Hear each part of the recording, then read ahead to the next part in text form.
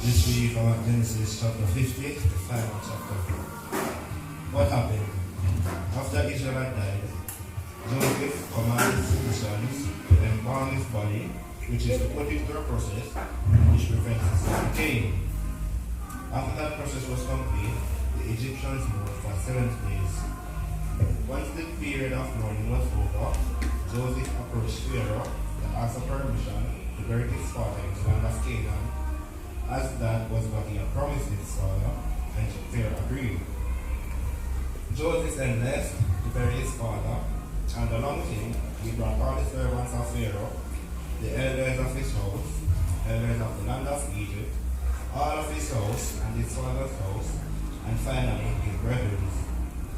After they arrived, they started mourning, and they mourned for 7 days.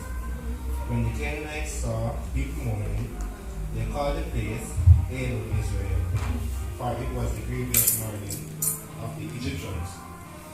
Now, after they went back to Egypt, Joseph's brothers realized that their father was dead, and that Joseph might now take revenge on them for what they had did to him.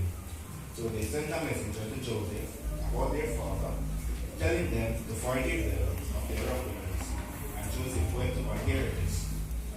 Joseph then reassured them that they intended to cause harm, but God intended to do good. Now fast forwarding, Joseph died at the age of 110, but before he died, he told his brothers that God would come and help them, and take them out of Egypt and to the land he promised Abraham, Isaac, and Jacob. After Joseph's death, they then embalmed his body and placed it in a coffin. What did I learn? Based on what was said about his brothers intended to cause harm, but God had other plans, this shows that people would want to cause harm to us or hurt us out of envy, etc. But there is a God who sees all and knows all, and can use that very situation and turn it into something better. And the way to spread his word, as long as we believe in him and have faith. And our job is to forgive them for trying to cause us harm, as Christ says that we should forgive those who despitefully us. Praise the Lord.